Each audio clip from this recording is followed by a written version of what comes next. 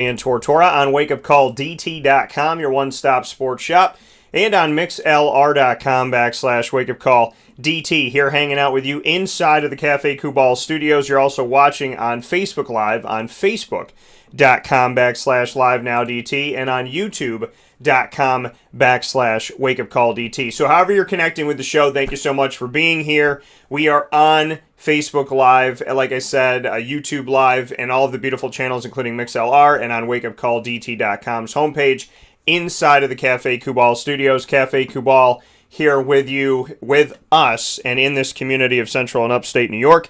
Their locations on 343 Fayette Street in Manlius, New York, where we will be this Thursday with Rob Drummond. You can come out and see us there and obviously watch us from there as well. And we will also want to tell you about 3501 James Street, as well as 324 West Water Street, 401 South Salina Street, and 208 North Townsend Street. All of their locations in Syracuse, New York, that you don't want to miss out on. And, of course, they're back open now in Golisano's Children's Hospital. So plenty of ways to get to Cafe Kubal. Make sure you get out there and fill your cup with some iced coffee, some hot coffee, some chai, any of their teas, and all of the great food that they have. Their breakfast sandwiches are immaculate, and a lot of great stuff that they offer to you. Their desserts, their little treats, their muffins, their chocolate chip banana bread that I talk about all the time.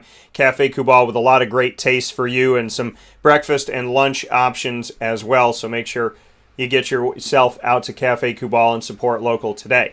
Inside of MonPazPopcorn.com's What's Poppin', we have a jam-packed, awesome show for you. In hour number one, seeping into maybe hour number two a little bit, we have Jimmy Boeheim is going to be joining the show, and then Prince-Tyson Gulley in hour number two. Two great guests. You have not heard, I am confident that no matter what you've heard from Jimmy Boeheim, it has not been this extensive by any stretch of the imagination.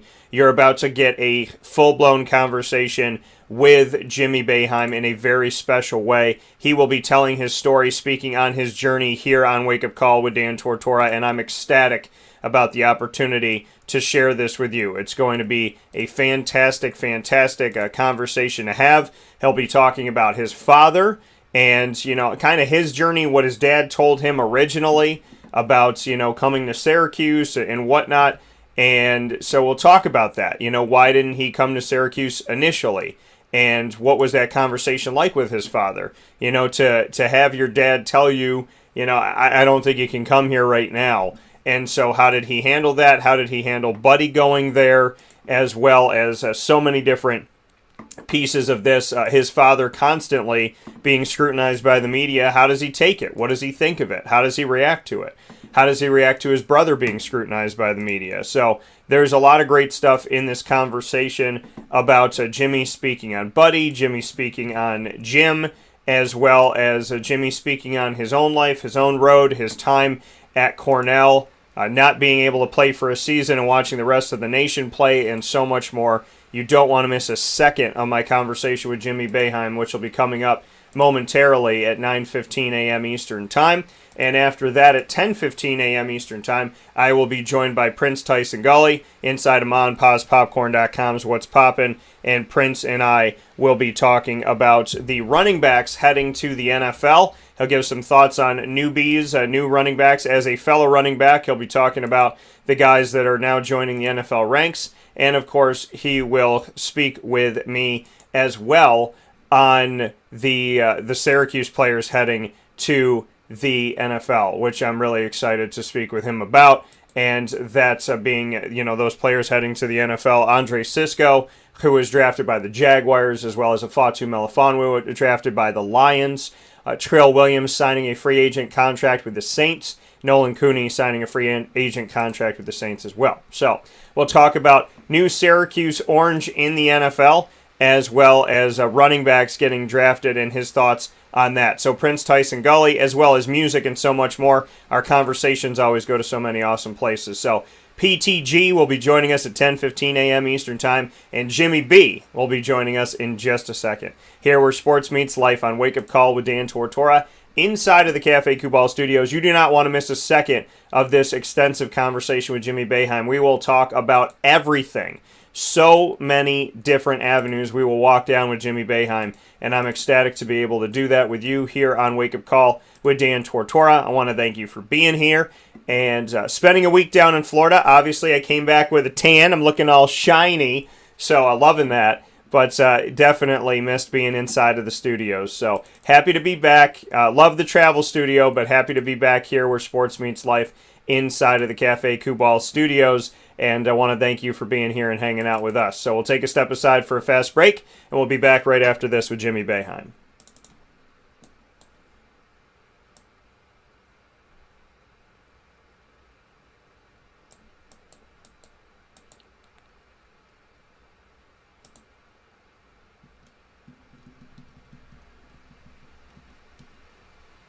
Carvel DeWitt, it's what happy tastes like. Do you know why? Because we make ice cream. Creamy, rich, flavorful ice cream. Not yogurt or iced milk like some of our competitors. Ice cream. Fresh, by hand, daily. For the calorie conscious, we have something new for you. Our new Carvelite. Same great flavor, creaminess, and texture of our regular ice cream with only 35 calories an ounce. So whether you want an ice cream cake, flying saucer, dasher, carvalanche, hard or soft ice cream, we will satisfy your craving with our fresh, handmade regular or new Carvelite ice cream. Carvel DeWitt. It's what happy tastes like.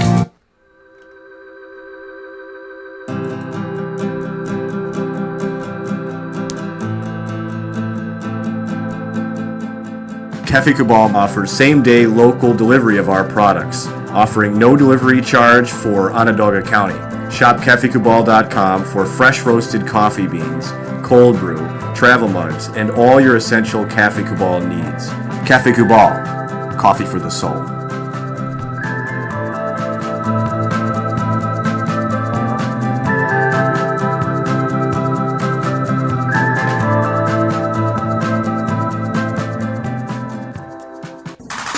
The Wildcat Sports Pub in Camillus, New York is located on 3680 Milton Avenue in the Home Depot Plaza. It is your family-friendly sports bar and restaurant. Folks, some sports bars aren't family-friendly. Some family-friendly restaurants are not sports bars. The Wildcat Sports Pub in Camillus, New York is proud to be both. It is that marriage that you've been looking for years. The Wildcat Sports Pub is your home base for your sports bar and restaurant needs, games for the kids, indoor and outdoor activities, and enough things on the menu to come back every single week and get to try something new. They're open Sundays from noon to 8 p.m., Monday through Wednesday, 11 a.m. to 11 p.m., and Thursday through Saturday from 11 a.m. to midnight. For reservations and party information, call 315-487-2222 for the Wildcat family-friendly sports pub and restaurant.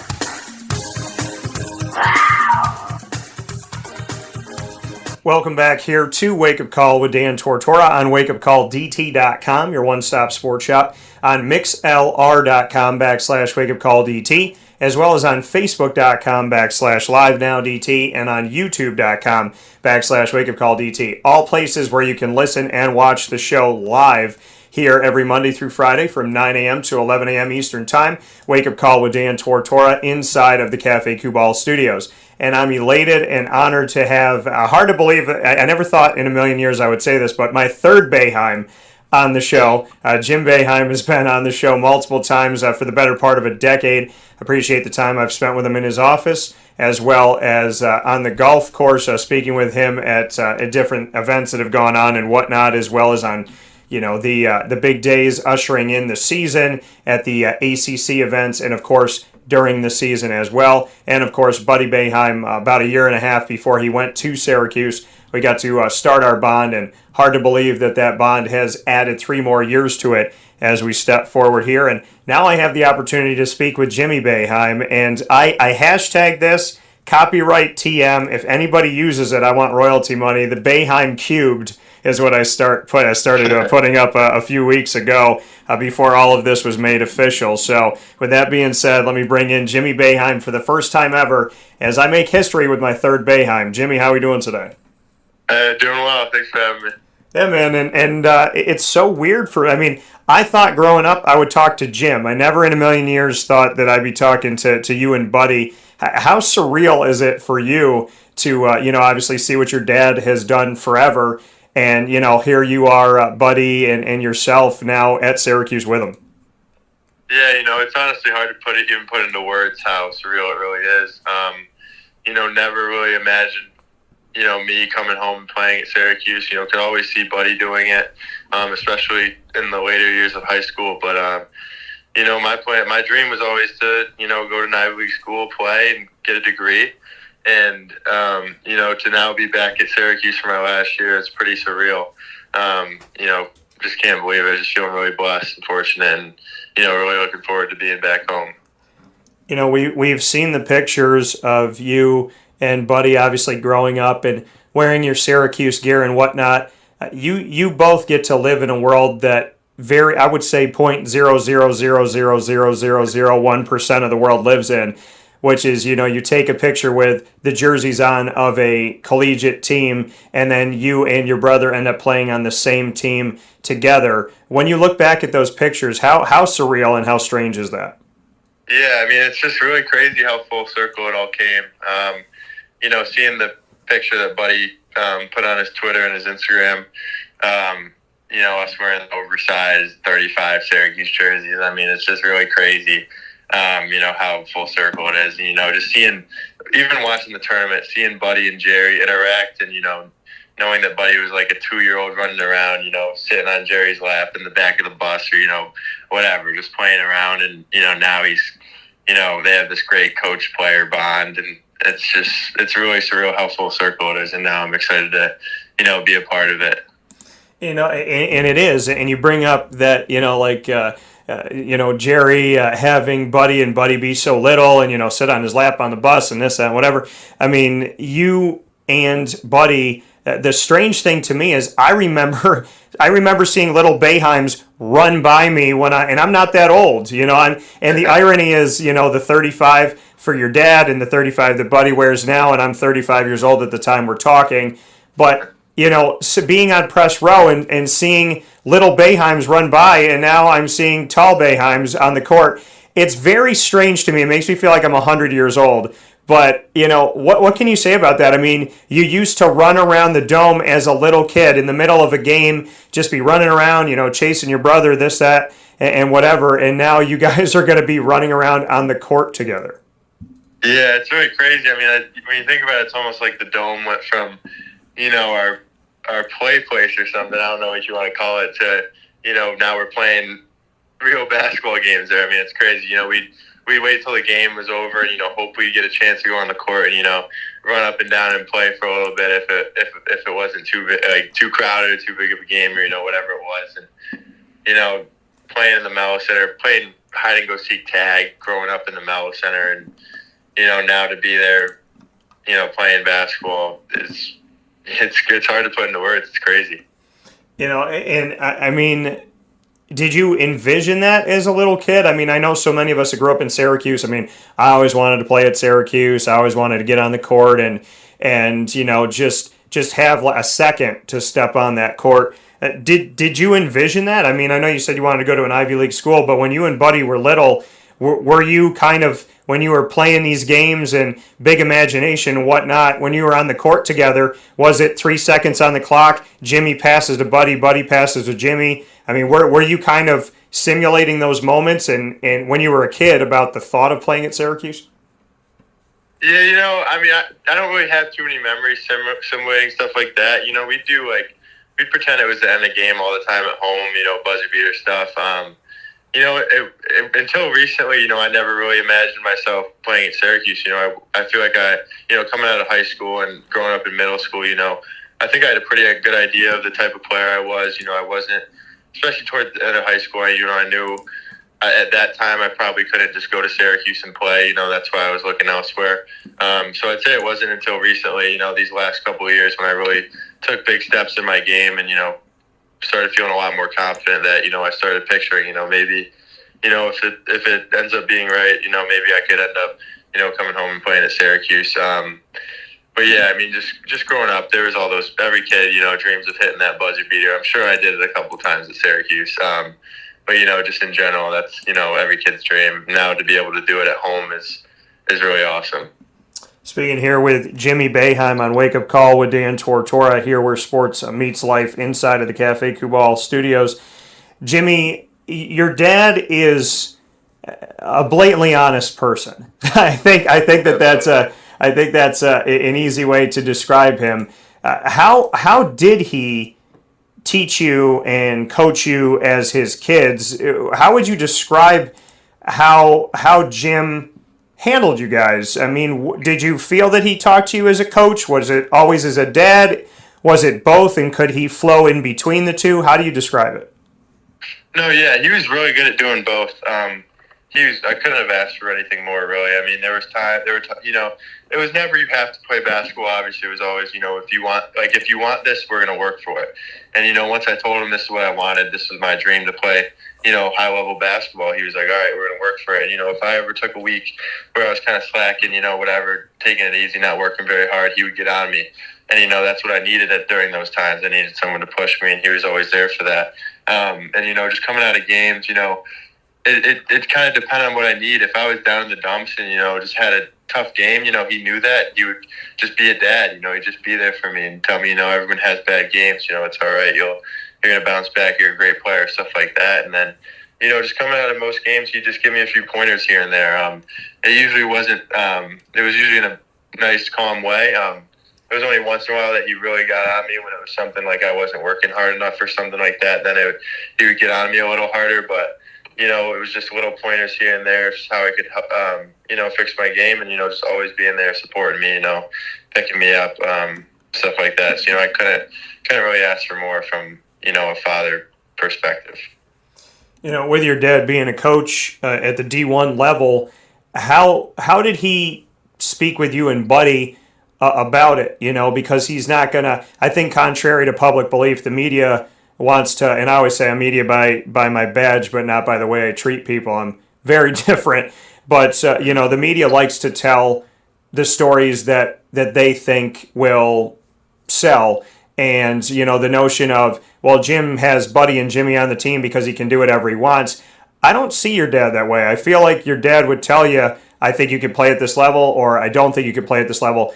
Has he had conversations like that with you? Has he had tough conversations about, this is what I think you can do, this is the level that I think you can be at? Because I can imagine he knows, but I can also imagine that as a father, it's hard to have those conversations. Yeah, for sure. He was never going to give either of us anything we didn't deserve. Coming out of high school, had zero offers, so I went to prep school. And, even at prep school, I was really just fighting for that one offer. And, didn't have one in, winter, during the winter time. And, he called me and he's like, if it comes down to it, you can't play here probably, but you're good enough to be a walk-on here.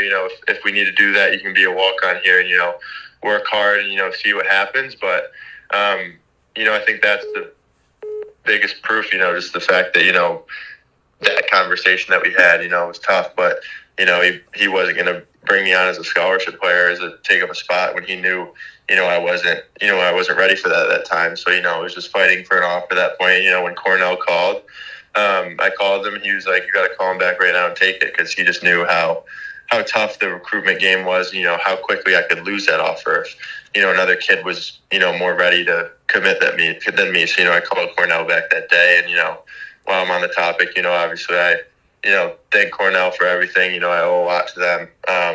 They really helped me a lot along this way. The coaching staff just believing in me and, giving me all these opportunities.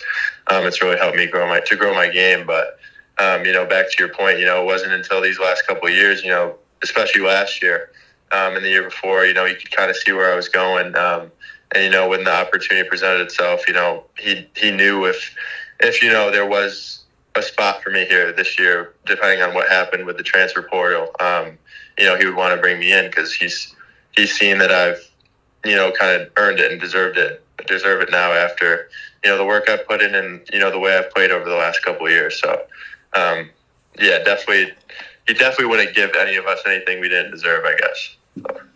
And that's something I really wanted to get to is, how do you as a family, tackle that, being at the dinner table and your father believing that Buddy should be on the team and he deserves a scholarship, and that he thought that, you should go elsewhere and, wasn't going to offer you a scholarship. Did that ever create any type of a problem at the dinner table? I mean, was it hard to hear that information? How did you handle it as brothers that Buddy got a scholarship and that Jim, kind of said to you, hey, you got an opportunity at Cornell, take it. Here you'll be a walk-on. I mean, how do you handle that as a family?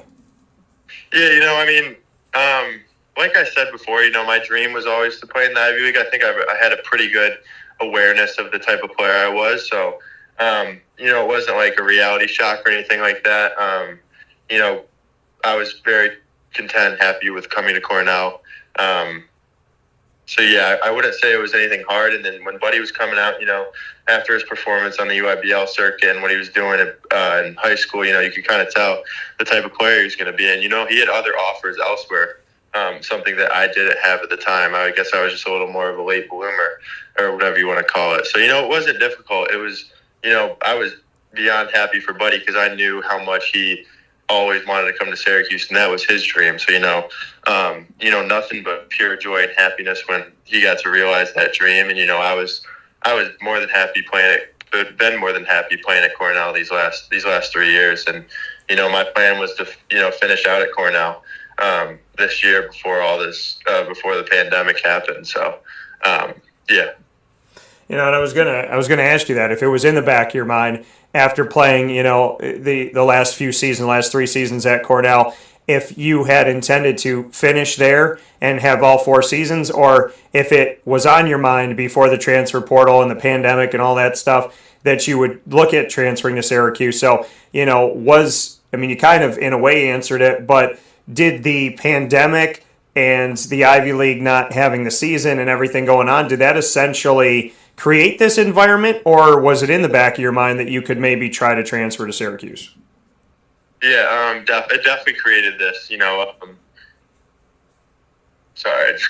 yeah, it definitely created this. Before the pandemic, I was going to finish at Cornell. It would never, I thought about it. I knew that I probably could play at a higher level if I wanted to, but I was happy here at Cornell. I think we were gearing up for a big year.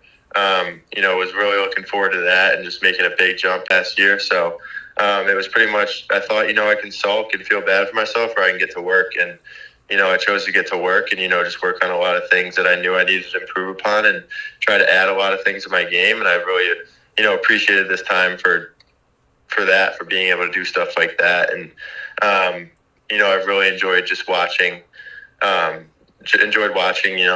a greater depth, I guess, all the games this year. It was really fun for me to watch, pick up on stuff that, I might not have picked up in the past. So, yeah. Speaking here with Jimmy Boeheim, heading from Cornell to Syracuse. He's on Wake Up Call with Dan Tortora this morning inside of the Cafe Kubal studios. To go to your Cornell days, when you started out there in 2017-18, started in 3 games, played in 26 overall, and had 3 points a game, couple rebounds a game. In 2018-19, started in 16 of the 31 games you played in, went from 11.9 minutes per game to almost 25 minutes a game, and we saw you get to almost 12 points a game as well as a little over 3 rebounds. And then in 2019-20 season, we look at that, 19 games started out of 21 games played and over 30 minutes a game. So, almost the majority of the game here, you're out there and almost 17 points a game and just shy of 6 rebounds a game. You've done statistically what, obviously people look for, which is you've gotten better over time. You've increased your minutes on the court, and as you've increased your minutes, you've increased your output, which is huge. So what can you tell me about from 2017-18 to 2019-20, your evolution and your growth as I see it by the numbers, but from your point of view, what you can say about it? Yeah, freshman year was definitely a tough year, big adjustment year for me. Not playing all that much, but, getting a few opportunities here and there, and, just hearing from my coaches, they continue to believe in me, and it just made me want to work that much harder. I feel like those summers I just got a lot better and really, had to decide if I really wanted it, and I did. And, I just went to work each summer trying to add a few things to my game. And, I think I did. I think I got a lot better playing in the low post, mid post, just going by guys, and my shot got more consistent over time. So yeah, I mean, just really continue to work and getting used to college basketball and stuff like that. And just my teammates and my coaches continue to believe in me. All went a long way for me, and I'm ready to take that jump to the next level. And I feel like I've improved even more over these last couple of years, and I'm really excited to show what I've been working on. And Jimmy, where has that improvement come over the years, as well as, like you said, you worked on a lot of things, not having a season this season at Cornell due to the Ivy League canceling its season. So where have you worked over the past few years, as well as in this kind of, expanded off season that you've had? Where can you say the growth has come at this point? Yeah, definitely a lot just in the weight room, getting a lot stronger. I've put on a lot of good weight. And at the same time, I feel like I've gotten a lot quicker and faster, which has done a lot for me over these last couple of years. But yeah, in terms of, I didn't really have much of a low post game, and now over the last couple of years, I've developed that. And same with the high mid post game, and just trying to make plays, getting in the lane, my decision making, stuff like that. And then over this last year, I've really focused on my shooting, both off the dribble and catch and shoot. I think that's going to be important for me next year, and just want to make sure I'm getting more consistent with it, and just feeling really good about my shot. And I feel like I'm in a good place right now. I'm going to keep working over these, this next year, and excited to get back on the court and show all the stuff I've been working on. Just prove that the work was worth it. Bring me into the dominoes that fell to bring you to Syracuse. Initially, your dad said, "Hey, you could be a walk-on." Now you're coming in as a scholarship player. Tell me how this all happened. How did these dominoes fall? When did the process begin? And bring me through the process of you coming to Syracuse. You mean just like this last year, or are you talking over the 4 years? Or kind of how, from the first thought of, hey, maybe I can go there, to discussing the opportunity. So from that first moment where it looked like it could be a reality to where we are today, and the fact that it is. Gotcha. Yeah. So I mean, when they canceled the season, they had it. There was the rule. The Ivy League rule is you can't. Grad students can't play here. Can't play at the Ivy League schools. So just knowing that, I think I knew pretty early on that I was going to have to transfer. And so just entering the portal and looking at other schools, kind of had an idea that, I wanted to come to Syracuse if the opportunity presented itself. And, at that point it became, kind of just a waiting game. And during that time, talked to other schools, kept them in, the back of my mind in case, and, just watched how the season went. And then it really, not until recently did I know, the last few weeks when the madness of the transfer portal, kind of unfolded, that it would end up being a good fit for me, because like I've said, if there was 5-6 forwards, I would have known it wasn't really the best fit for me, and I would have had to go somewhere else. But, just given the new rules and whatnot, I think it created a good opportunity for me to come in and, fill a role. And,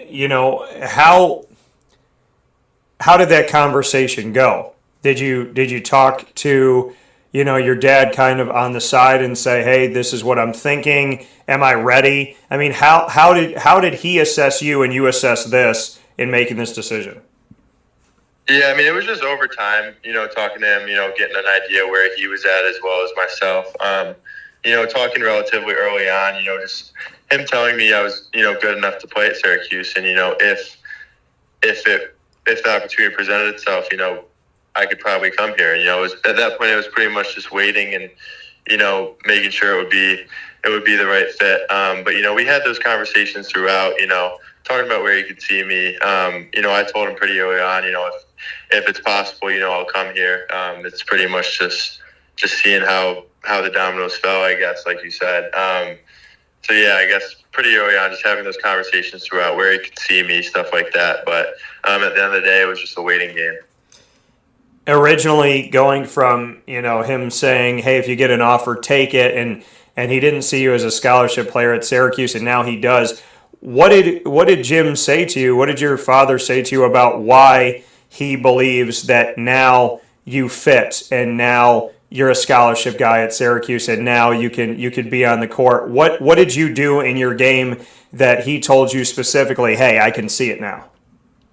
Yeah, I think it was just everything, just rounding out my game, completely, just all the steps I've taken over the years, the way I've performed against, not only the Ivy League, but, higher major teams, coming to the Dome or year before last and having 25, performances like that where I feel like I kind of proved I belong, and him just seeing all the strides I've taken, as a playmaker, as a passer, as a shooter, just all sorts of different stuff. The way I can score, I think, my improvements in my athleticism. So, it was just a combination of all that, I guess. And you said it was always Buddy's dream to come to Syracuse. Yours was to go to an Ivy League school. To hear your dad say, you could play here, and I believe you could play at the D1 level like I see it now, what emotions, thoughts go through you when you see that Buddy's there, and then there's this reality of you put in the work and you've proven yourself and you've earned the right to be there? Because I think that that's key here, that you have earned the right, because people are going to say what they want to say from the outside looking in, but I know that you wouldn't come here unless you feel like you could, and Jim wouldn't have you here unless you felt like you could. So what can you tell me about the thoughts and the feelings that go through you when you had worked and put in what you needed to put in on your own to become the player that could fit in here? Yeah, it was a really good feeling. Just felt like all the work I've been putting in is paying off, and, obviously a lot of work left to do. Just being on the team isn't enough for me. That's not what I want. I want to be a contributor. I want to win a lot of games, and just got to keep putting in that work. Can't be satisfied yet, but just the realization of knowing I'm good enough to come, and that initial when I posted on it, social media, it was really just surreal. I was almost just shaking, like couldn't even believe it. But like you said, I wasn't going to come if I didn't think I deserved it and I belonged. And, same with my dad. He wasn't going to bring me in if I, hadn't earned it. To have three Boeheims on the court at the same time, because your dad will be standing on that court coaching and you and Buddy will be there. I know it hasn't happened yet, but the fact is it will. And here in 2021, 2022, we're going to see three Boeheims in the same place at the same time, but not because you guys are running around the court while your dad's coaching. It's because you're running on the court while your dad's coaching. Bring me into that thought and the moment that all three Boeheims are on the court at the same time. Yeah, it's really exciting, crazy to think about. It's hard to even predict what my emotions are going to be. Obviously being there with Cornell the last few years has been really awesome. And, just the way the fans have welcomed me has been something I've really appreciated, and it's something I've held on to. So, being in the home uniform, alongside Buddy and with my dad and, all those other guys too, I've become so close with the coaching staff and a lot of the players just over the years. So, it's not just, Buddy and my dad, obviously that's a huge element of it, but, the rest of the team and, the fans. The fans I'm just so excited to be, in the home colors, with the fans cheering me on and the rest of our team. So, yeah, it's hard to put into words how excited I am for all of that. Is there anything better that you've experienced in your life than the moment that you'll experience when you're in a huddle with your dad and your brother and you're all wearing orange? Is there anything you can think of that's better than that? It's hard to picture much. That's definitely going to be at the top of the list. I think back to, the first shot of my career, that corner three in the Dome, that was really special. But, I think it's going to be hard to top this coming year. 25 points in 35 minutes in the 2019-2020 season. Obviously, like we talked about, Cornell didn't play last season. So having that game against Syracuse on November 20th, bring me back into that, and obviously I was there for that game, 25 in 35, almost 44% from the field, just shy of 82% from the charity stripe. What you remember of that game, because that was your last game in the Dome, and so first and foremost, what do you think about, that game when you were with Cornell going up against Syracuse, as that was your last game in the Dome? And then secondly to it, could you have ever imagined in a million years that that would be your last game in the Dome, and your next game in the Dome would be wearing the other colors. Yeah, just coming into that game, obviously it's a game I'm extra excited for.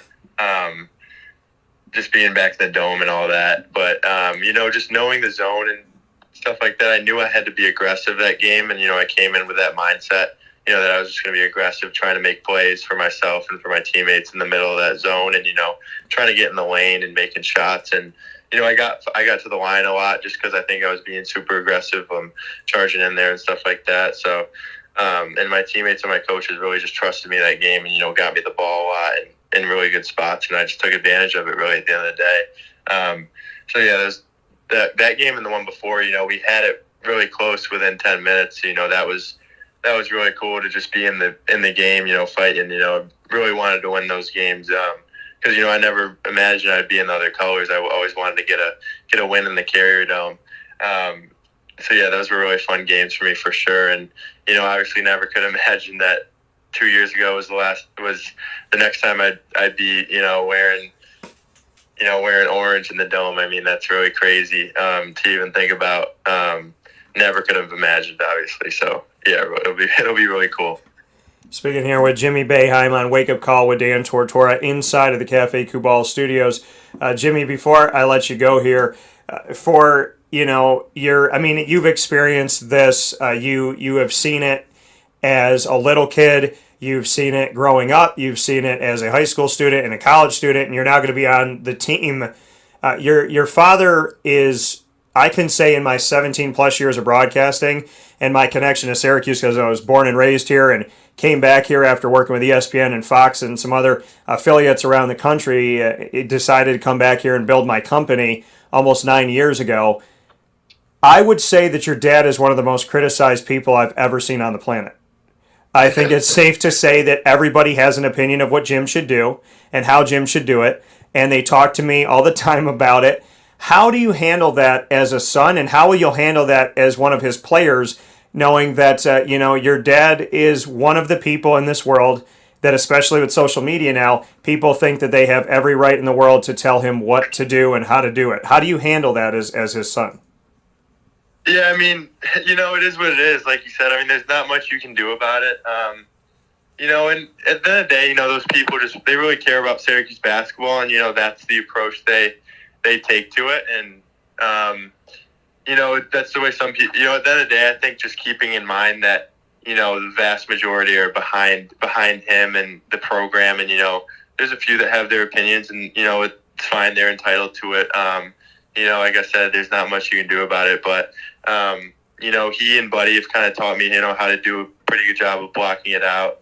And, at the end of the day, I'm just going to go in there and trust my work and, trust the coaching staff and my teammates. And, I think I'll be able to block it out pretty well. I've kind of handled that, throughout my life. It's not going to be anything, brand new to me, obviously. It's what matters. What matters is the opinions of the people in the locker room at the end of the day, and that's what I'm going to trust, and know that we have the best fans in the country, and they're behind us at the end of the day, and they're cheering for us, and all they want is what's for the best. How do you shut it out? Because Buddy's dealt with you're the coach's son, this, that, and the other. I was like, you don't know that Mark Few and Gonzaga went after him, that Roy Williams of North Carolina made positive comments about Buddy. I mean, people that speak in an uneducated fashion, but it's funny how at the beginning of the season, there's all these negatives being said about Buddy. At the end of the season, people are spending $30 buying a Buddy Bucket shirt. So it's the juxtaposition. I mean, your brother had the last laugh, but how do you shut it out? I think that's something not just in sports, but people, ask that question all the time. Of how do you shut out? I always say that outside noise by definition belongs outside, but how do you keep it outside? I mean, obviously easier said than done, but like I said, at the end of the day, what's in the locker room is what matters. That my coaches believe in me and that my teammates believe in me, and keeping in mind, obviously, I see the occasional negative comment, but when I committed, I mean, the outpour of just support and excitement was just awesome. It was the majority of what I received was that. Of course, there's a couple of negative ones, but just keeping in mind how much support really is out there and how much just how much people are supporting me, and the people in the locker room. And at the end of the day, just trusting myself and being confident and trusting all the work I've put in, and just knowing that I belong. At the end of the day, is what's going to trump all of that. Yeah, and I mean, your mom.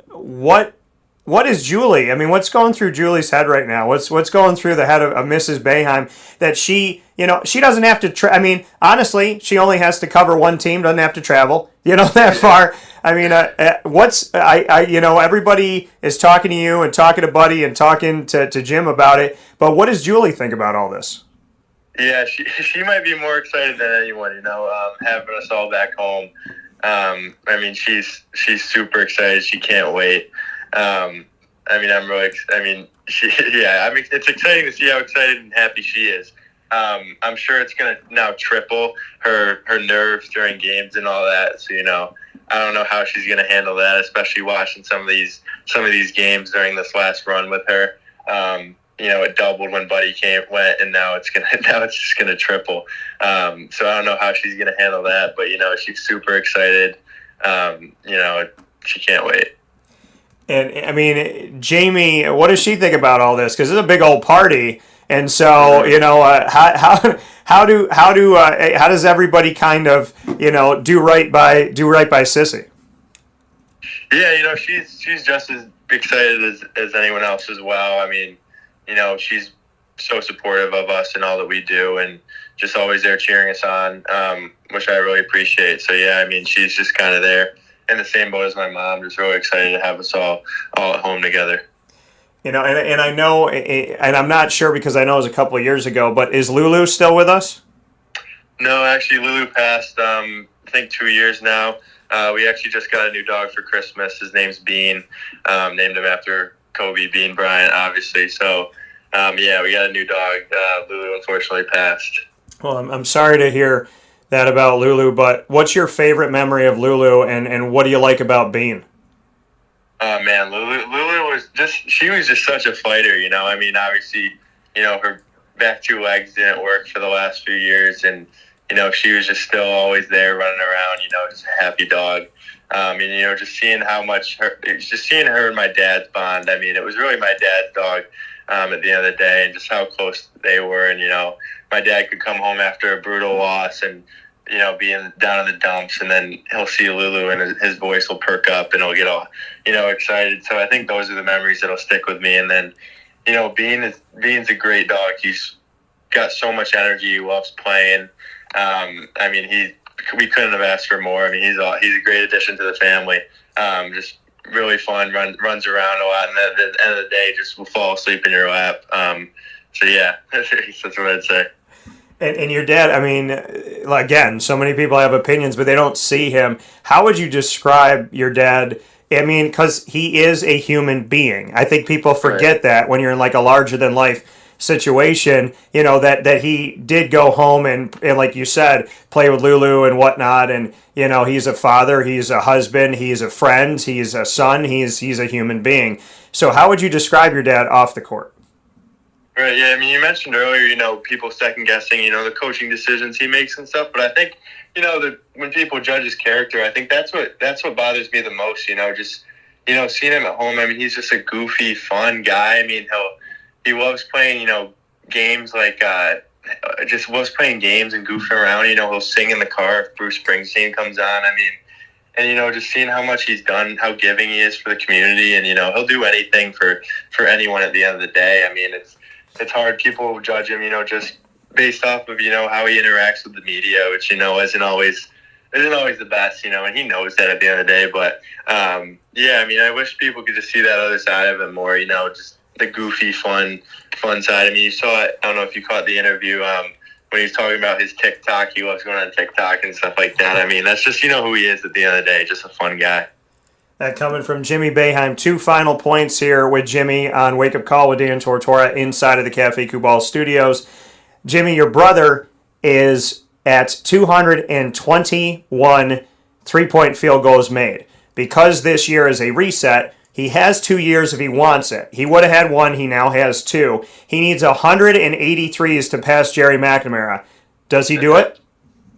Oh man, that's 100. I mean, Jerry set the bar really high. I mean, obviously it'll be really hard to do it in 1 year. We'll see. We'll see if he ends up taking that second year or not. But I mean, yeah, that bar is really high. I'm sure. I mean, I'm so excited to see what Buddy does this year. He's going to take it up another level. I mean, obviously, just unbelievable shooter. I'm sure he's going to make a ton of threes, and I hope, I can be on the assisting end of some of those. But yeah, like I said, just really excited to see his next step next year. And I'm the one thing that I picture more than anything else with you guys on the court at the same time is him coming down the court in a fast break situation and him letting that ball fly and you dunking it home for an alley-oop. Bring me into that moment, the day that you and Buddy connect for a shot like that on the court in the Dome. When we get to see that alley from Boeheim to Boeheim, have you envisioned it, and what do you think about that moment when you slam it home? Yeah, I was thinking about that the other day. I mean, that'll be, something really cool if it happens. I hope it does. It'll be something really special. It'll definitely have to happen that way because I know we were trying to get Buddy's first career dunk still. Working on that. It's a running joke I have over him. So, yeah, I hope that, does happen. And if it does, it'll just be so special. I'm sure it'll hit us both immediately. So, the potential for a really cool moment. And the final thing, Jimmy, you're going to answer so many questions, and you have.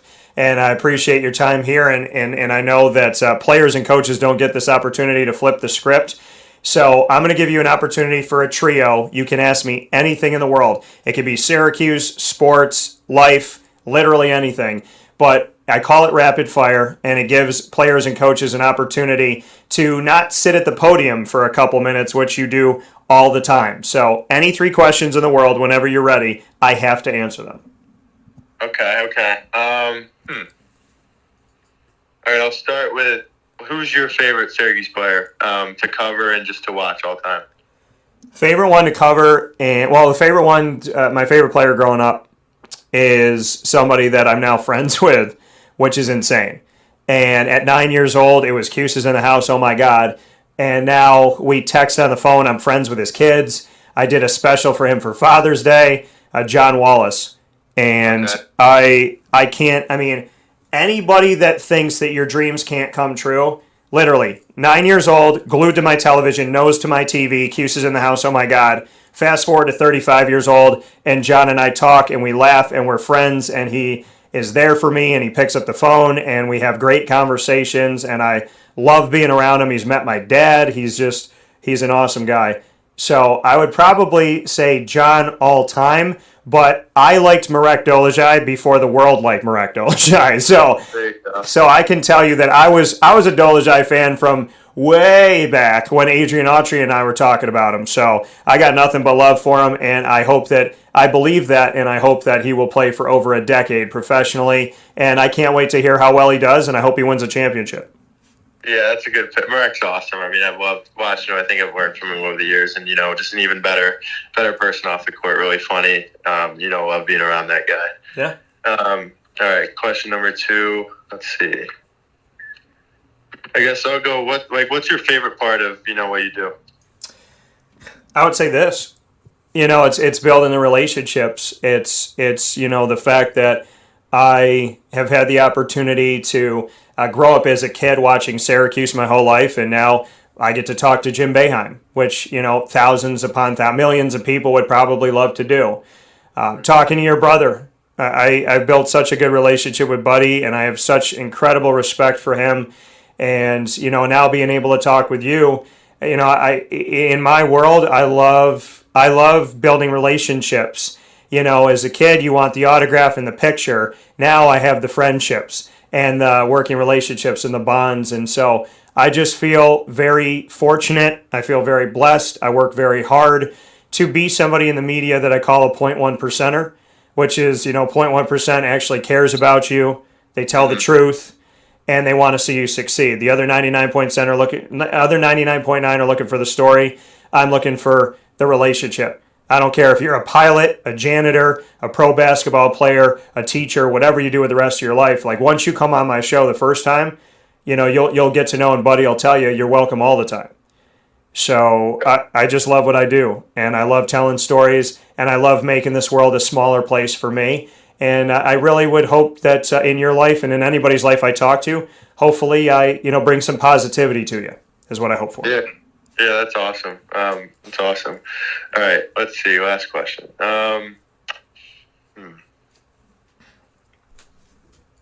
I'll go. If you had to pick a favorite Big East player from the old Big East that wasn't on Syracuse, that you just liked watching Syracuse play against, who would you go with? Oh, man. It would be... I mean, there's a lot of Georgetown players. So I would say Allen Iverson, Patrick Ewing, on UConn, Emeka Okafor, because we just couldn't stop him. Syracuse just could not stop him. And so... I would say there's a lot of guys that I would look to in the past that I just love watching, but probably Georgetown and UConn players, Kemba Walker, who I got to see in the first game back for the Charlotte Hornets. I got to be in that game and commemorative ticket and a T-shirt and all that was really cool in the Hive. So, yeah, I mean, I would probably stick with UConn and Georgetown players, but that's an incredible question because as much as I appreciate and respect the ACC, I miss the Big East so much. So I think everybody does miss the Big East, what it used to be. Yeah, it's definitely bittersweet, I guess. So that coming from Jimmy Boeheim here on Wake Up Call with Dan Tortora inside of the Cafe Kubal studios. Jimmy, I know it's the first time, but I hope for many more, and I know you spent an expanded time with us today, so thank you for giving me the opportunity to tell your story and having some fun, and may I officially say to you, congratulations on Boeheim Cubed, and I hope that this is the best year of your life so far. Thanks so much. I really appreciate it.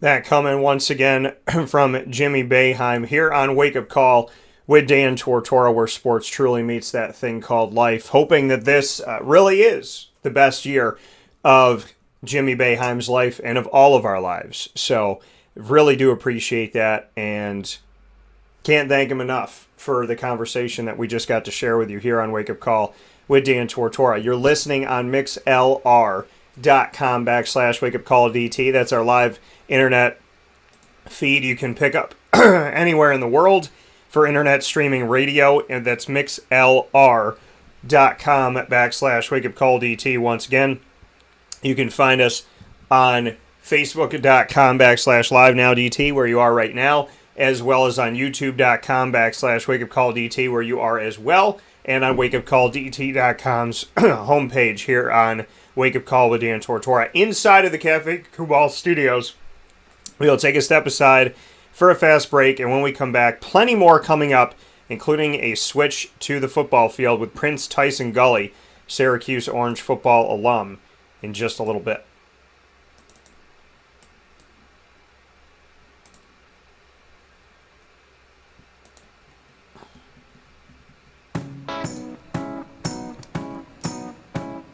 In these unique times, there are those in our community that give us a sense of normalcy and positivity. Pizza Man on 50 Oswego Street in Baldwinsville has been here for you for over 35 years and is here now.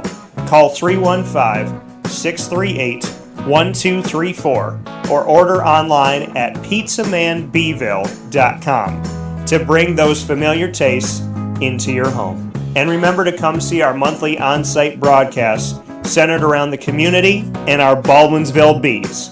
Pizza Man in Baldwinsville. Any way you slice it, they are always here for you.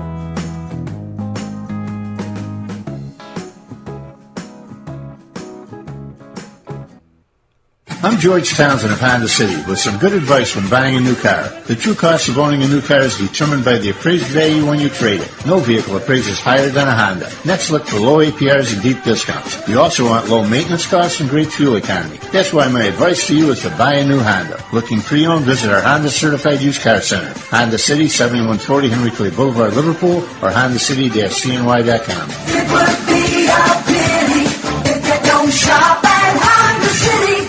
This is Jimmer Sikowski, owner-operator of Chick-fil-A Cicero, 7916 Brewerton Road in Cicero, right in front of the Home Depot.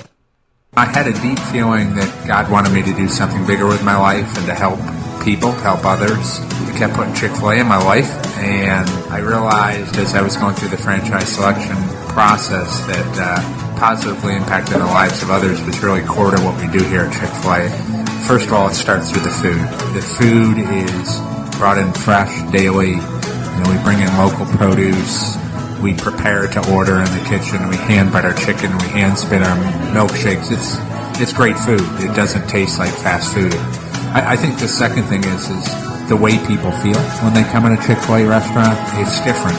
We try to treat people with intentional kindness here, which is very different and deeper than good customer service. And so I think it feels remarkable for most people to come in a Chick-fil-A restaurant. And then lastly, the impact that we try to have in the community is very different. It's a big part of the expectation of every operator of a Chick-fil-A restaurant is that they're actively engaged in their community, they're a leader in the community, and they're making a difference. When they realize that what we're striving to do is to shine a little light in their life, that's a very, very different experience than you will have in any other quick service restaurant. And it's that remarkable experience that I think people will emotionally connect with.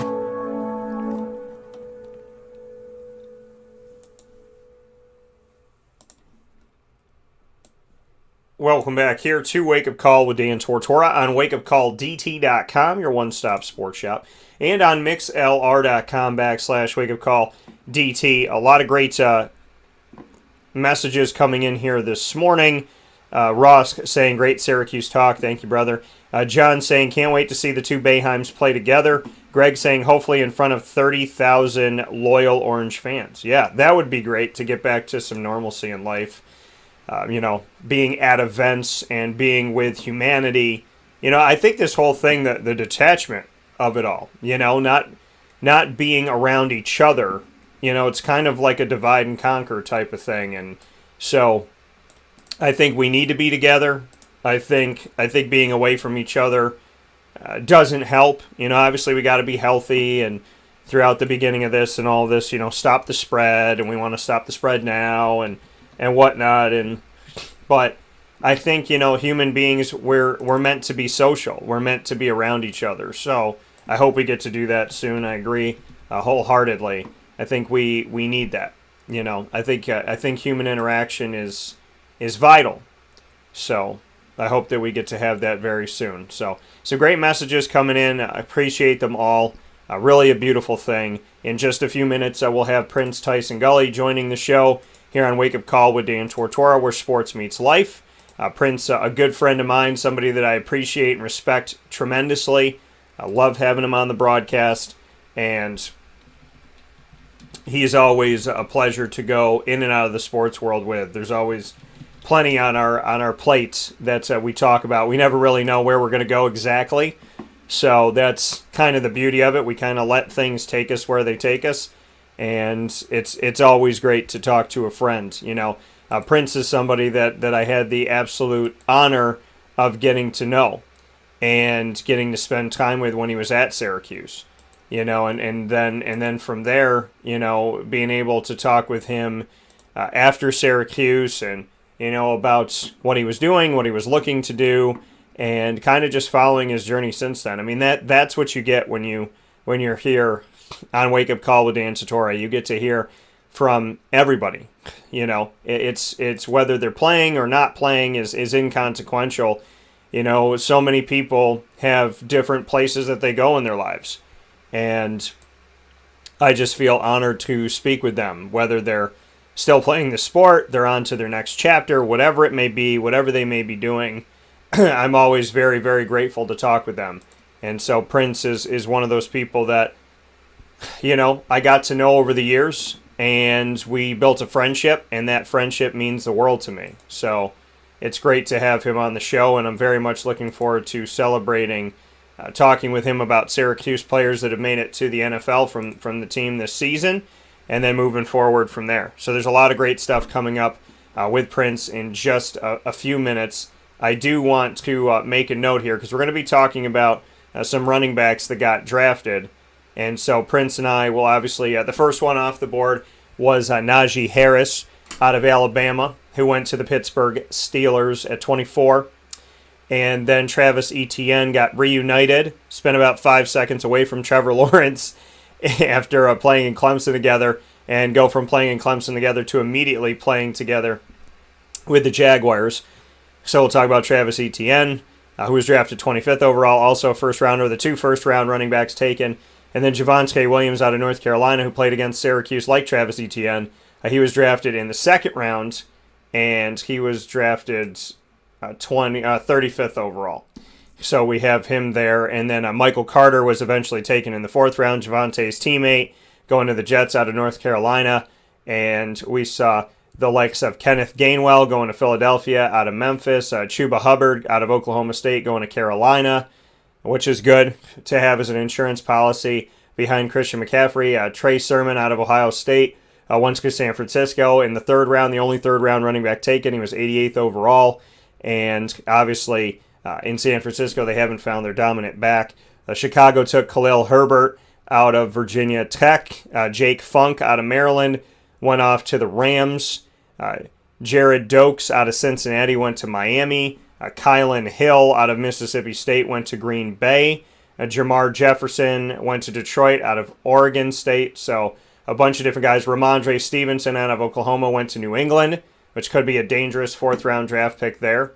So a lot of good stuff coming up in the conversation of the running backs taken. And so we'll talk with a former running back about that, with that being Prince-Tyson Gulley. He'll talk with us about some of these running backs, the Najee Harrises, Javonte Williams, Travis Etienne's of the world. And then we'll have the opportunity to also speak with him about the Syracuse players taken. You know, that Andre Cisco going to Jacksonville, as well as a Fatu Melifonwu going to the Lions, and then the free agent signings, undrafted free agent signings of Trill Williams and Nolan Cooney, both going to the Saints, and Stevie Scott going to the Saints as well from Central New York. He didn't play at Syracuse, but he grew up in the area. So the New Orleans Saints have gone after Central New York connections in bringing in Trill Williams as well as Nolan Cooney and Stevie Scott. So a lot of good stuff to see that happen. So a lot of great things coming forward, a lot of great conversation to be had with Prince-Tyson Gulley, as well as seeing what he's up to now and so much more. So that's coming up in just a second here where sports meets life. Prince-Tyson Gulley will be joining Wake Up Call with Dan Tortora. Now is a perfect time to let you know that you could find us on Facebook at Wake Up Call DT, Twitter at Call DT, and Instagram at Wake Up Call _DT. You can also find us by going to wakeupcalldt.com, and of course youtube.com/wakeupcalldt has a full archive of everything that you can get from us. Wakeupcalldt.com and youtube.com/wakeupcalldt with plenty for you, as well as Podbean. If you go to if you search Wake Up Call with Dan Tortora on Podbean, you'll find a ton there as well. A lot of great stuff. And on wakeupcalldt.com, very user-friendly. The radio archive of audio shows dating all the way back to 2012 is there, as well as our Wake Up Call videos on Wake Up Call TV. You can go back and watch those full shows that were here on Facebook and YouTube, as well as special pieces. And then kind of sprinkled throughout the pages, I should say, you'll find videos of like Syracuse players. You'll find videos on the homepage. You'll find videos from NBA Summer League, and so much more. So a lot of great stuff. My Patrick Ewing conversation after Pearl Washington passed away about that rivalry and everything. So a lot of great stuff on wakeupcalldt.com, including over 450 articles, and being the place to break the story about Jimmy Boeheim coming to Syracuse weeks before it was officially released, as well as being able to break to you that Marek Dolezaj was not coming back for his extra year of eligibility weeks before that was officially released. So a lot of great stuff on wakeupcalldt.com, and it is free to interact with. So make sure you go there now and spend some time with there and bookmark the page, wakeupcalldt.com. You can also subscribe to the page so you'll get updates when different things come up. So all that good stuff on Wake Up Call with Dan Tortora. I appreciate you so very much. Inside of the Cafe Kubal studios, we'll take a step aside for a fast break. When we come back, PTG is joining us here on Wake Up Call.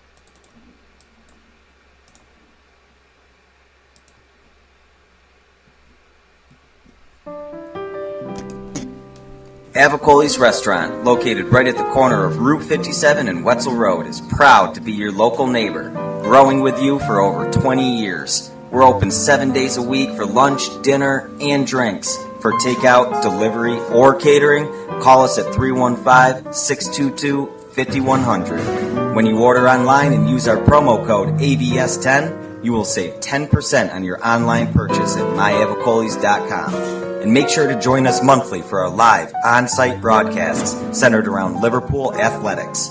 Avicoli's, your local, trusted neighbor right at the corner of Route 57 and Wetzel Road.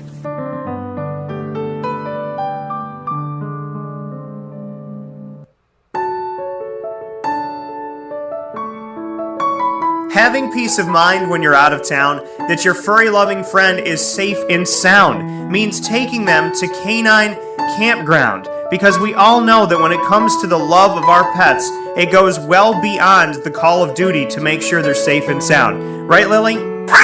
So take a ride to 242 Johnson Street in East Syracuse, New York, and see Canine Campground and where your dog will be staying, in the classic cabin, the executive cabin, the grand cabin, or of course the luxury cabin, because if you know Lily, you know she loves luxury. Now you don't have to wait to the last minute to find a family member or a friend that'll take your dog for a few days. Call Canine Campground at 315-299-4013. That's 315-299-4013. Their drop-off and pickup times are Monday through Sunday. Check K9campground.com for more information. That's the letter K, the number 9, and campground spelled with a K.com. K9campground.com. When you're going out of town, bring your dog to Canine Campground.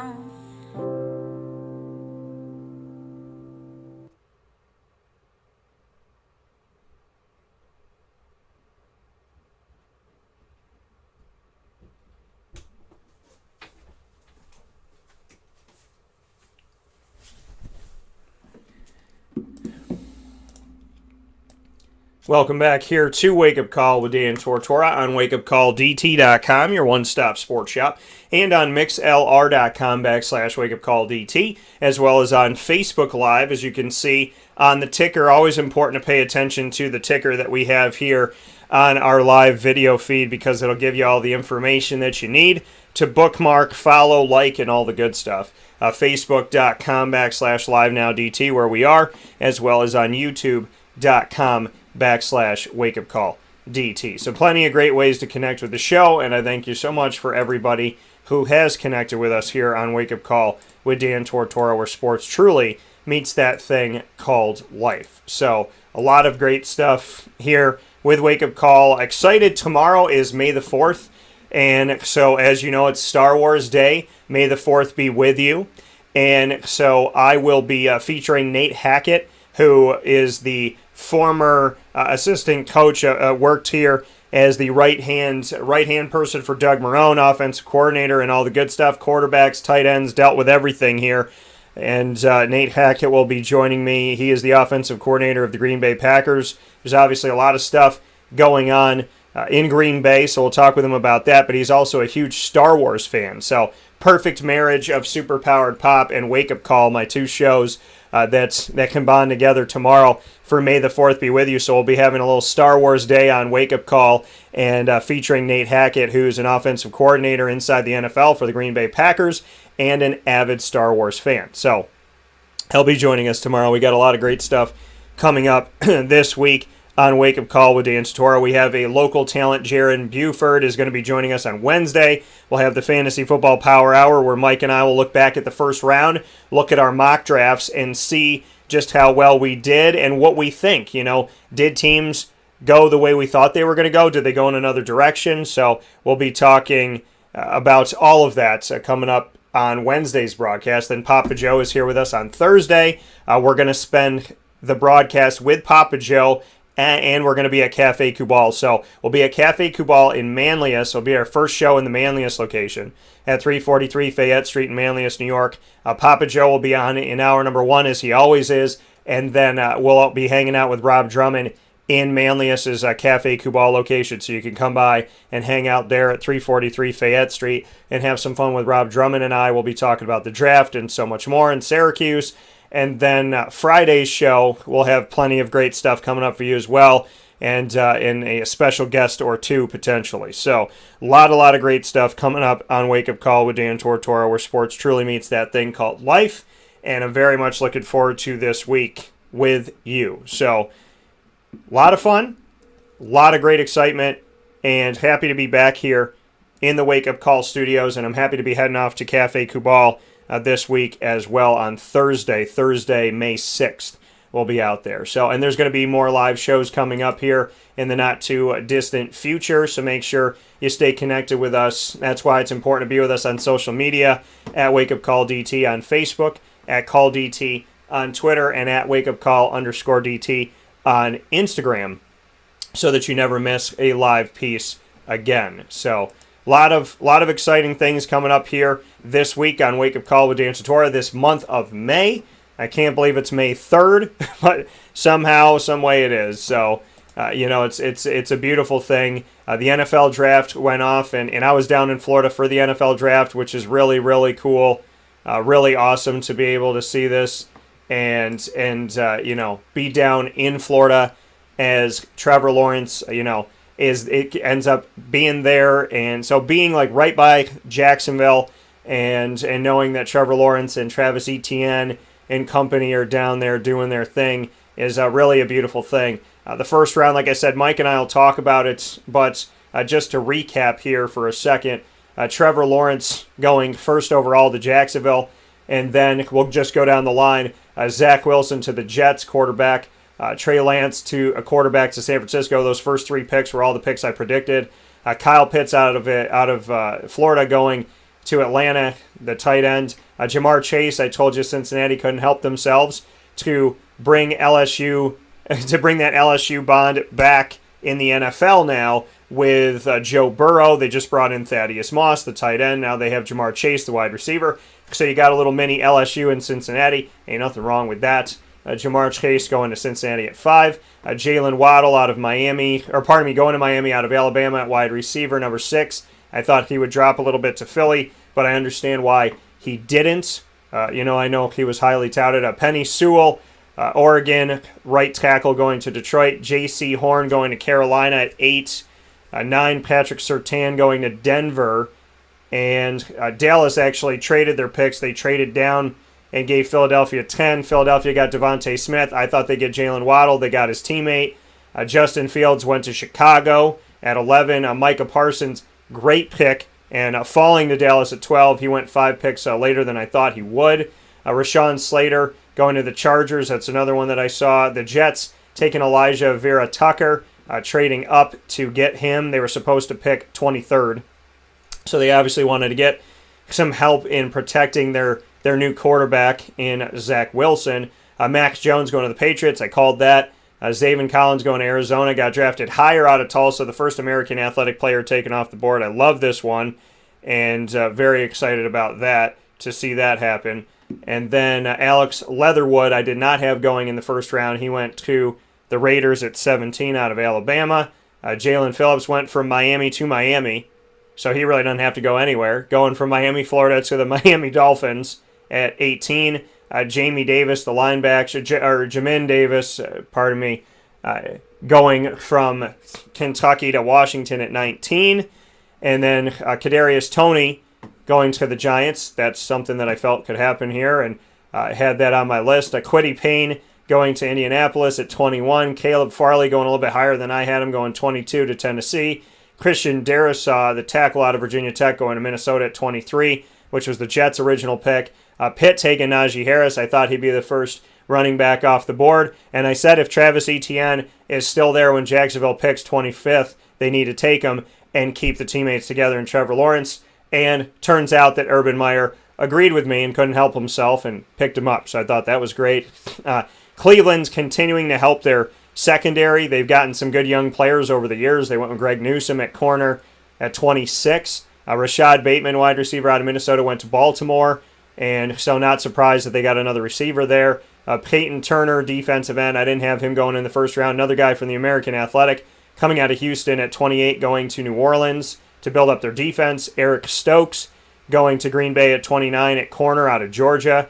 Greg Rousseau going to Buffalo, defensive end out of Miami, Florida. Jason Owe from Penn State going to Baltimore at 31st in a trade with Kansas City, who traded out of the first round, so Kansas City did not have a first-round pick. And Joe Tryon, who I believe Mike Sofka brought up, going to Tampa Bay, the reigning Super Bowl champions, 32nd pick. So that's what's happening. And a lot of great stuff here going on with the draft, and I'm very excited to talk about it. There's a lot of awesome things to discuss and get into here, so I'm very much looking forward to sharing this all with you and looking at these teams and kind of just breaking it down over the coming weeks here. I mean, there's a lot to unpack in 7 rounds of the draft, and we have the time to do it, so you can be sure that Mike and I are going to do exactly that. And like I said, this Wednesday, we'll be putting the draft that I just told you, those 32 picks, we'll be putting those picks up against our picks and seeing how many we got right. And, if they didn't pick the player that we thought they were going to pick, did they at least pick the position? We'll break all that down and talk about who we agree with and don't agree with. So a lot of draft stuff coming up this Wednesday. And then, from there, we'll talk about a lot of different things. With Papa Joe, I'm sure we'll be discussing Jacksonville's picks, which they got Trevor Lawrence and Travis Etienne, as I mentioned, both out of Clemson. Tyson Campbell, the cornerback out of Georgia. Got another corner to try and help up their defense without Jalen Ramsey this past couple seasons, trying to find that. And I think not only are they trying to find starters, but they're building depth, which is good. Walker Little getting an offensive lineman to help block for them, which they desperately need the help. Him coming out of Stanford, second-round pick. And then Andre Sisco, who I know very well out of Syracuse, came into last season leading the nation of over 100 Division I FBS football schools in career interceptions for active players. Sisco going to the Jacksonville Jaguars, so I get to bring him from one team I cover to another team I cover very closely. Jay Tufel is going defensive tackle out of USC to Jacksonville in the 4th round, so they're trying to build up that defensive line and maybe in building up the defensive line at D end and D tackle, they're putting themselves in a position where they can take some of those hybrids and use them at linebacker and whatnot. So it'd be cool to see. Jordan Smith, this is a very interesting thing. Jacksonville got a trade in the 4th round, 121st overall. It's from Las Vegas through Miami, through Las Vegas, through San Francisco, through the Rams. So it came through Vegas twice for them to get the pick of Jordan Smith, defensive end out of Alabama, Birmingham, 4th round, 121 overall. Then they got a tight end to help them out of Ohio State, Luke Farrell, in the 5th round. And in the 6th round, they got Jalen Camp and wide receiver out of Georgia Tech. So some good stuff, and kind of cool that I've already covered Andre Sisco, Travis Etienne, Trevor Lawrence, and Jalen Camp. So kind of interesting to see that Jacksonville has taken, with the picks that they had, took 4 guys that I'm already familiar with, and definitely guys I'm very familiar with, and somebody that I've gotten to spend time speaking with over the years in Andre Sisco. So very excited for all of that that's coming up here on Wake Up Call with Dan Tortora, where sports truly meets that thing called life. We'll take another step aside for a fast break. We'll be back right after this on Wake Up Call with Dan Tortora. We appreciate you tuning in and being a part of the show right here inside of the Cafe Kubal studios.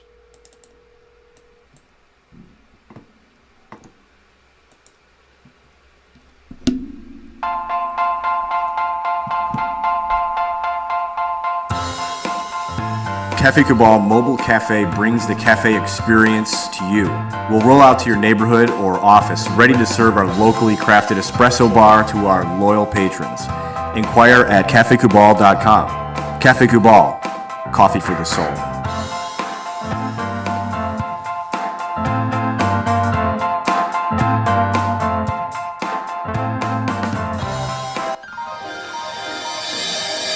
Ma and Pa's Kettle Corn and Popcorn Factory, located on 201 7th North Street in Liverpool, is home to over 40 flavors with more than 200 flavors in their total wheelhouse. Sky's the limit for this sweet and savory Central New York company. Keep it local at your parties, fundraisers, wedding showers, baby showers, and more by calling 315-450-MA-PA. That's 315-450-6272 for popcorn bars with custom flavors and colors at your upcoming event. Make sure to visit them on 201 7th North Street in Liverpool, New York. And for more information, go to maandpazsnacks.com. Ma and Pa's Kettle Corn and Popcorn Factory.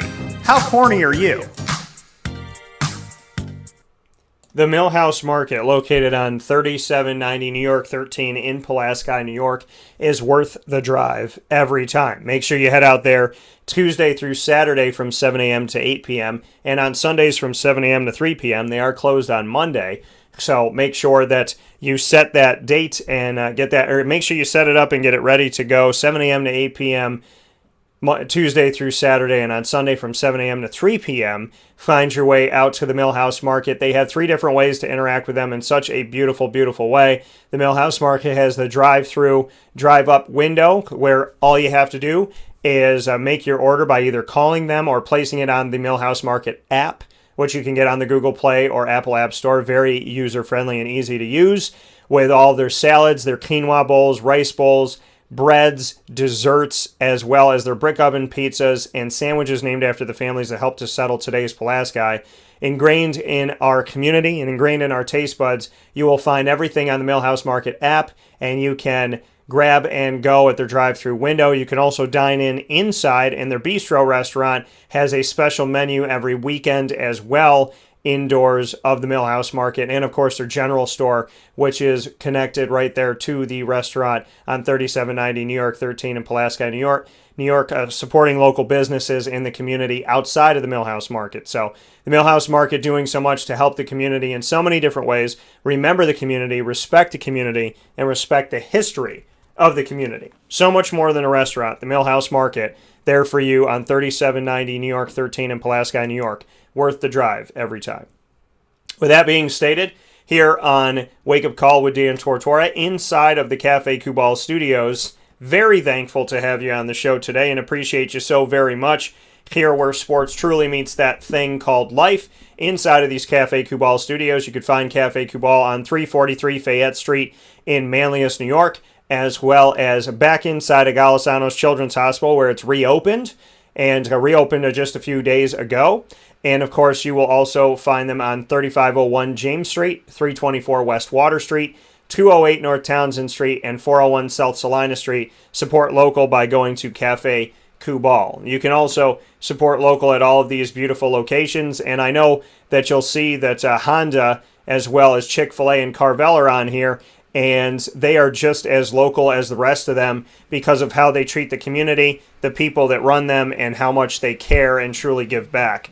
So with that being said, we have Honda City of Liverpool, the Wildcat Sports Pub, Cafe Kubal, Carvel DeWitt, Avicoli's, Chick-fil-A Cicero, Canine Camp Dog Daycare, Pizza Man, Canine Campground Dog Boarding, the Millhouse Market, as well as Ma and Pa's Kettle Corn and Popcorn Factory. Go to maandpazpopcorn.com. Whether you're ordering here to pick up in-store at 201 Old 7th North Street in Liverpool, or you're going to have it delivered to any one of the 50 states, whether you live in California, Florida, Texas, North Dakota, Maine, wherever you are in the United States, you can enjoy Ma and Pa's Popcorn by going to maandpazpopcorn.com and choosing your favorite flavor of kettle corn.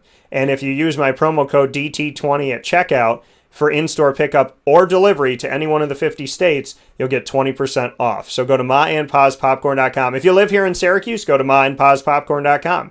If you live anywhere else in the country, go to maandpazpopcorn.com and use the promo code DT20. That's DT20 for 20% off, and you can enjoy that today.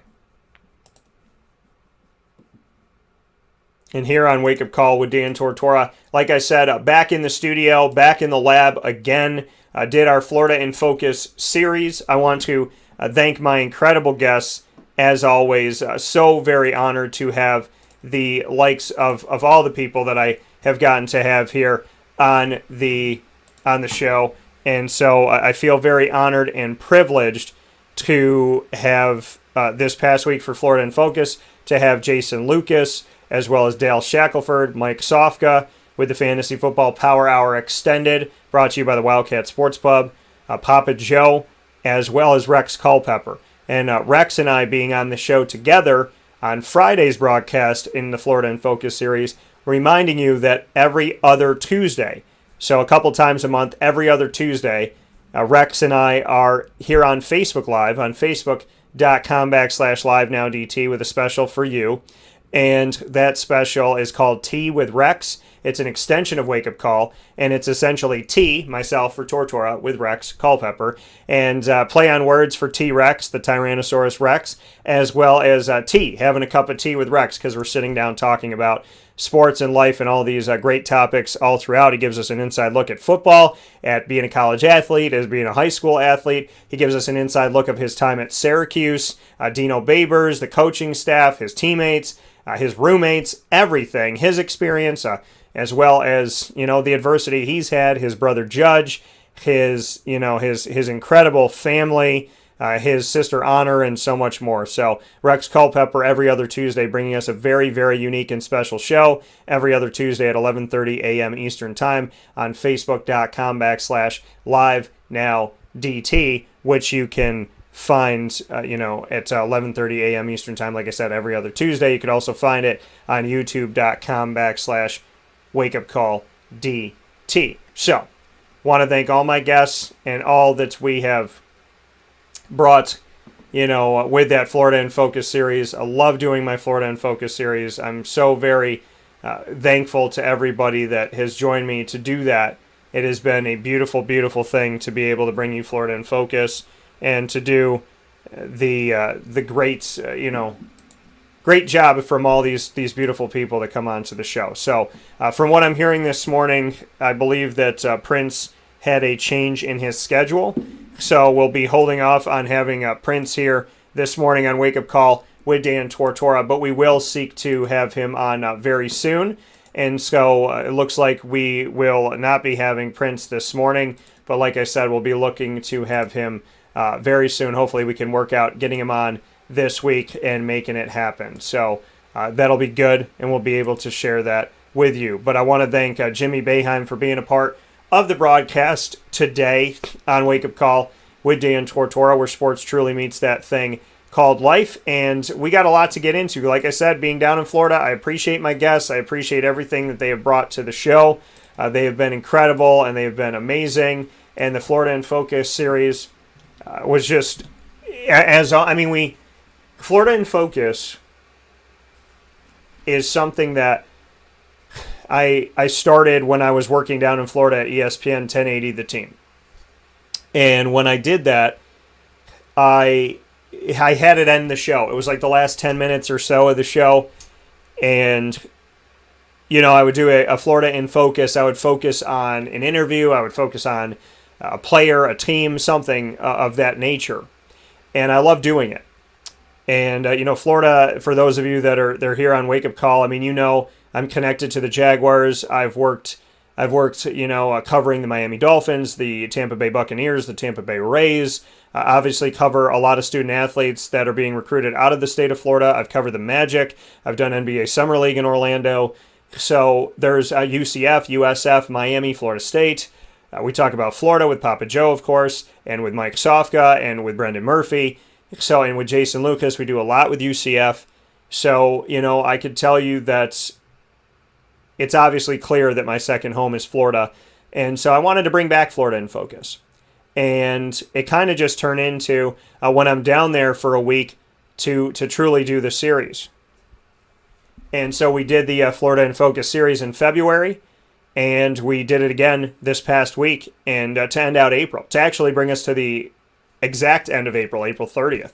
So very proud to have done that. And again, thank you to Jason Lucas, to Dale Shackelford, to Mike Sofka, to Papa Joe, to Rex Culpepper. Phenomenal conversations with all of these gentlemen.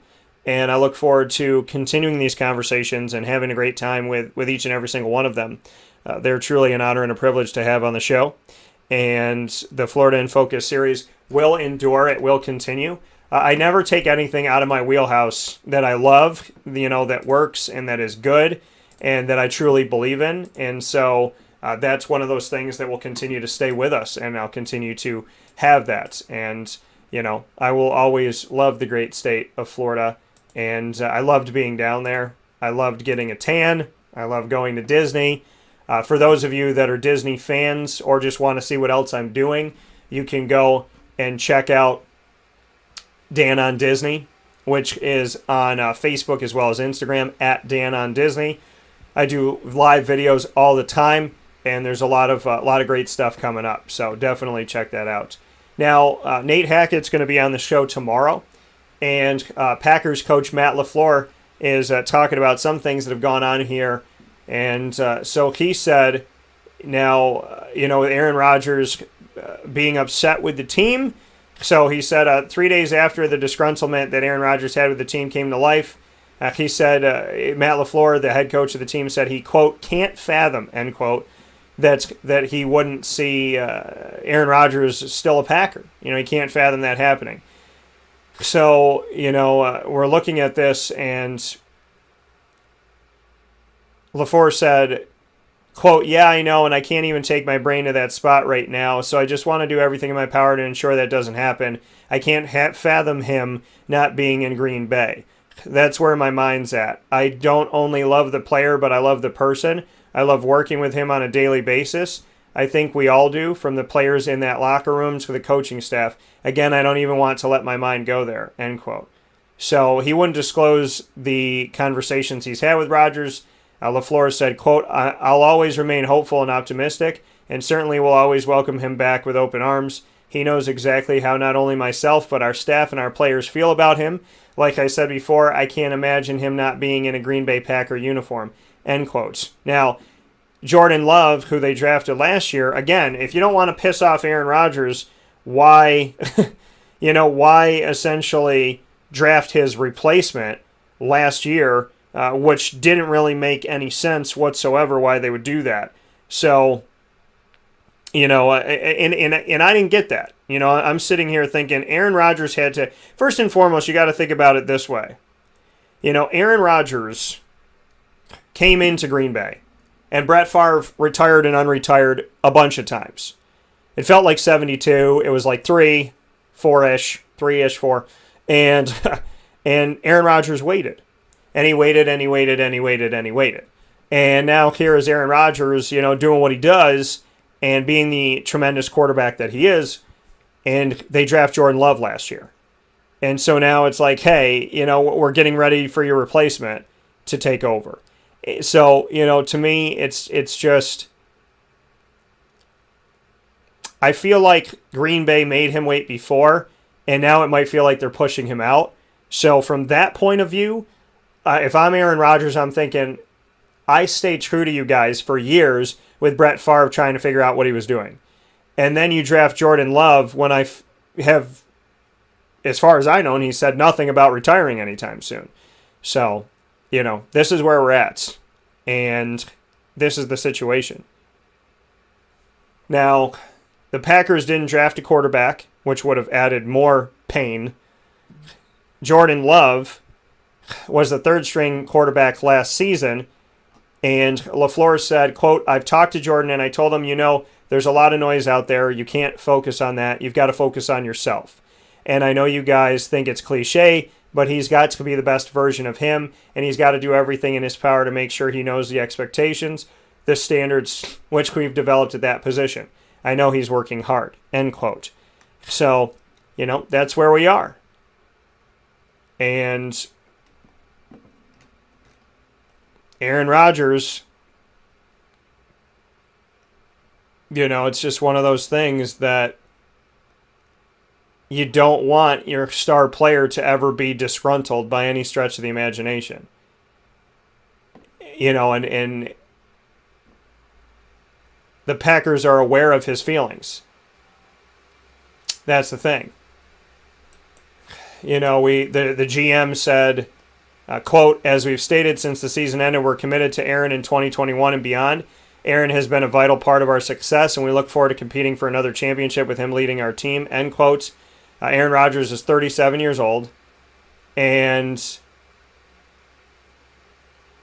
that's where we stand. You know, the San Francisco 49ers had allegedly looked into Aaron Rodgers and a trade for him, and the GM, John Lynch, former linebacker for the Denver Broncos, said that the call didn't go anywhere. He said, quote, "You're talking about the MVP of our league last year. Yeah, we inquired. It was a quick into the conversation, but it wasn't happening. As we said, we have been convicted and excited for a long, long time, so we went right back to where we've been, and that's really, really excited about adding Trey Lance to the 49ers, and we're thrilled about that," end quote. So the Rams had also allegedly inquired about Rodgers in January before they traded for Matt Stafford, but the Packers dismissed that as well. So Packers look like they want to keep Aaron Rodgers, but does Aaron Rodgers want to stay? Now, allegedly the reasons are going back to last year's draft when they didn't inform him before trading up to draft a quarterback, which I just mentioned. And there's also the reality of some other things going on, but I don't know if I hold any credence to the fact that now that he's engaged and now that, you know, he had hosted Jeopardy, that would have anything to do with it. But now, you know, that's where we are. Now, Rodgers' contract contained a $6.8 million roster bonus due in March. It could have been converted into a signing bonus that would have freed up more than $4.5 million in salary cap for this season, but instead it vested as scheduled. So now it's listed as an automatic conversion in Rodgers' contract. So, but that has to be signed off. So basically, you know, we just need to figure things out. You know, Green Bay has to figure it out. You can't have your star player being disgruntled by any stretch of the imagination, especially not your quarterback. You know, the guy who's the leader of your offense and in many cases the leader of your team. And at 37 years old, he is still very much with it and still very much getting after it. So I don't know what Green Bay would look like without Aaron Rodgers, and I don't think Green Bay wants to know what that looks like for a long, long time coming. And like I said, Nate Hackett, the offensive coordinator, is going to join me tomorrow. Perfect timing for May the 4th, as he is a big Star Wars fan. And on top of that, with everything going on in Green Bay, perfect timing to have him on the show to talk about all that and to get his thoughts and his perspective, as he is the offensive coordinator that is running that offense that has Aaron Rodgers within it. So, very, very, very timely discussion that's going to happen with Nate Hackett. And I can't wait to have it, as we get to really see what exactly is going on here. So I very much look forward to it, and am very thankful for the opportunity coming up here in just a day, you know, not even 24 hours from now. So coordinator Nate Hackett joining the show to give his take on what's going on in Green Bay. As the nation looks at Green Bay, I have the opportunity to have an inside response, an inside look. And I very, very much look forward to that and everything that is to come from that conversation with Mr. Nate Hackett, and coming off the draft as well. And his thoughts on Jordan Love, and his thoughts on my guy A.J. Dillon, and bringing back Aaron Jones, and parting ways with Jamal Williams, and all that. So there's a lot of conversation that anybody in the nation, anybody in the country, any Packers fan, anybody here in Central New York, because the Aaron Rodgers, I mean, with everything going on with Aaron Rodgers and the draft and the moves being made and the guys coming back and the guys that haven't come back, this is the perfect time to talk to Nate Hackett. And so I can't wait to do that. And I'm very much looking forward to that. We do have some extra time here on the show, and I do owe you an ingredients to success, one that we didn't get to within the last couple weeks here. So I would love to do that here today, kind of give you an extra positive segment here with the ingredients to success, proudly brought to you by Avicoli's on the corner of Route 57 and Wetzel Road in Liverpool, New York. You can call 315-622-5100 to place an order today, as well as for catering, takeout, delivery, all the good stuff. You can call them for takeout, delivery, or catering at 315-622-5100. You can also go online to myavocoles.com and you can order online. And they will actually remember your order too, which is really cool. If you go to myavocoles.com and you have a favorite order, there's a button where they can remember that. So if you're going to order the same thing without having to type it in again, it'll be there for you, which is really, really cool. So make sure you go to myavocoles.com. That's myavocollis.com and place your order today, or call 315-622-5100 and you could place your order that way as well to support a local. They are closed on Mondays, so make sure that you call Tuesday through Sunday, as they are closed today. So beyond that, the ingredients to success, brought to you by Avocoles. My true honor and privilege to do this. I pick a topic every single week, and I give the ingredients to success off of that topic. So the topic for today, I would say, is redemption. Redemption. And the ingredients to success, we all sin. We all make mistakes. Sometimes we swear. Sometimes we call people names. Sometimes we, cut people off in traffic and maybe aren't even paying attention. Sometimes we, steal something.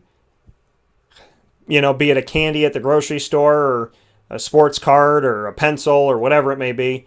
We all do things that aren't the greatest. Sometimes we're not the nicest. Sometimes we lash out at people that we love. Sometimes we don't listen. Sometimes we only think about ourselves. Sometimes we don't thank God, but we just ask for things. So, sometimes we don't appreciate the time that we have. And sometimes we take life out on the ones that we love the most. Sometimes we're really mean to people that, not that you should ever be mean to people, but sometimes we're just mean and nasty and we don't even see it. So, redemption. The ingredients of success for redemption. Well, I would tell you that for those of you that do pray, prayer is very important. For those of you that don't, I would suggest to try it.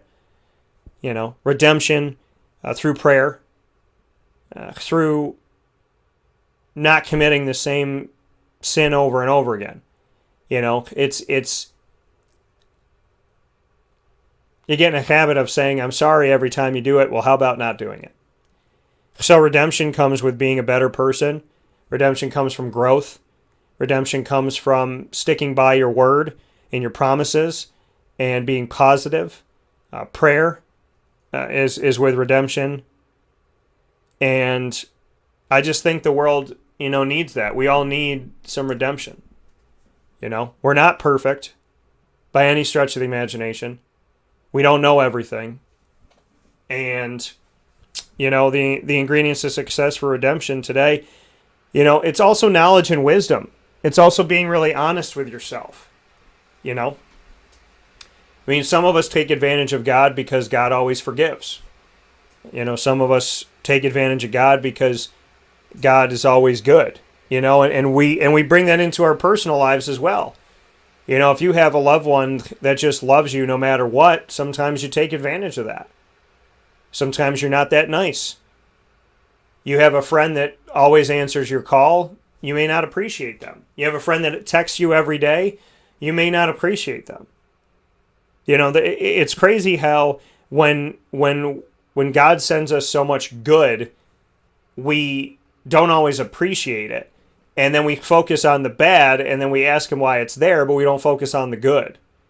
And I think it's important to focus on the good and to appreciate that. So many times we talk about what we don't have, what's not in our life, what we're lacking. But how often do we talk about what we do have? How often do we thank God for the blessings that he has given us, that are in our lives? And I know some of you believe in God and some of you don't, and I welcome everybody to the show. And like I said, just, as I always say, just as I respect you, please respect me. I talk about God on my show freely because I am not any different off the air than I am on the air.